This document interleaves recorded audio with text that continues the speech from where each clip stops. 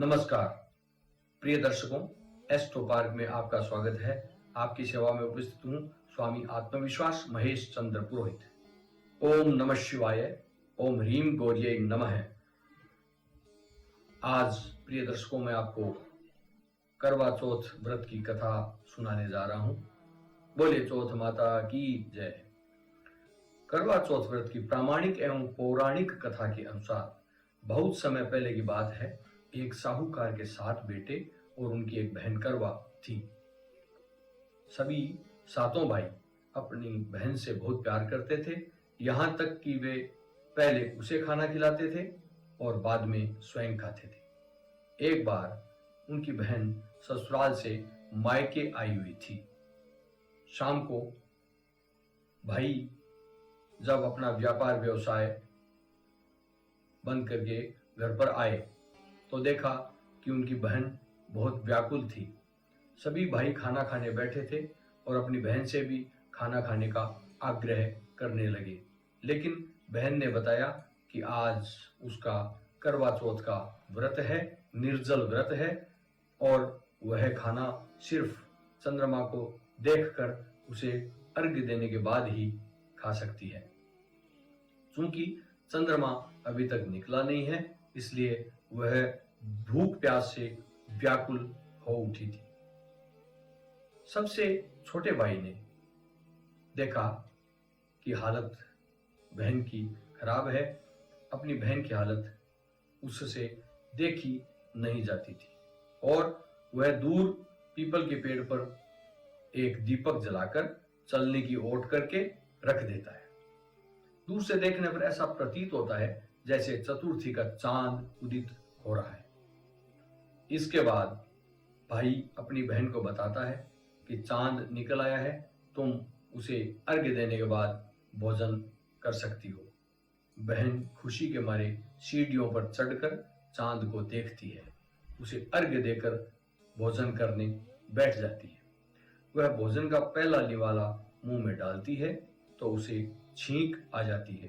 दूसरा निवाला मुंह में डालती है तो उसमें से बाल निकल आता है और जैसे ही तीसरा टुकड़ा मुंह में डालने की कोशिश करती है तो उसके पति की मृत्यु का समाचार उसे मिलता है। वह बौखला उठती है। उसकी भाभी उसे सच्चाई से अवगत कराती है कि उसके साथ ऐसा क्यों हुआ। करवा चौथ का व्रत गलत तरीके से टूटने के कारण देवता उससे नाराज हो गए हैं और इसलिए ऐसा हुआ है। सच्चाई जानने के बाद करवा निश्चय करती है कि वह अपने पति का अंतिम संस्कार नहीं होने देगी और अपने सतीत्व से उन्हें पुनर्जीवन दिलाकर रहेगी। वह पूरे 1 साल तक अपने पति के शव के पास बैठी रहती है, उसकी देखभाल करती है। उसके ऊपर उगने वाली सुईनुमा घास को वह एकत्रित करती जाती है। 1 साल बाद फिर करवा चौथ का दिन आता है। उसकी भाभियां करवा चौथ का व्रत रखती है।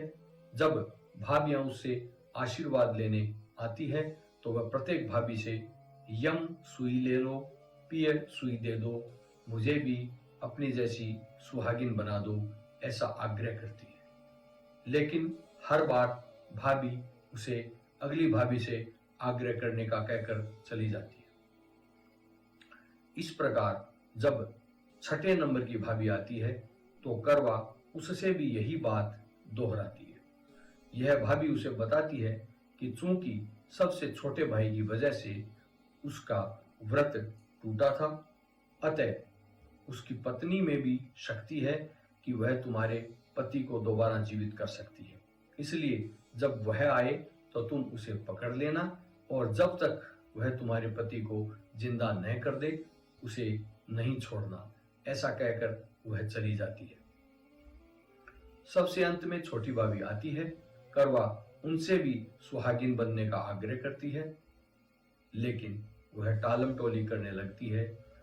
इसे देख करवा उन्हें जोर से पकड़ लेती और अपने सुहाग को जिंदा करने के लिए कहती है। भाभी उससे छुड़ाने के लिए नोचती है, कसोटती है, लेकिन करवा उसे छोड़ती नहीं है। अंत में उसकी तपस्या को देख भाभी पसीज जाती है और अपनी छोटी अंगुली को चीरकर उसमें से अमृत उसके पति के मुंह में डाल देती है। करवा का पति तुरंत श्री गणेश कहता हुआ उठ बैठता है। इस प्रकार प्रभु कृपा से उसकी छोटी भाभी के माध्यम से करवा को अपना सुहाग वापिस मिल जाता है। हे श्री गणेश, हे मां गौरी, जिस प्रकार करवा को चिर सुहागन का वरदान आपसे मिला है, वैसा ही सब सुहागिनों को मिले।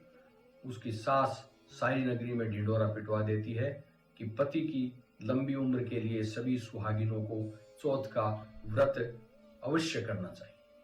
इस प्रकार प्रभु कृपा से उसकी छोटी भाभी के माध्यम से करवा को अपना सुहाग वापस मिल जाता है। हे श्री गणेश, हे मां गौरी, हे चौथ माता, जिस प्रकार साहूकार की बेटी करवा को सुहाग दिया, वैसा सबको दें, कहते हुए, सुनते हुए, हुंकारा भरते हुए सब पर अपनी कृपा बनाना। जय चौथ माता।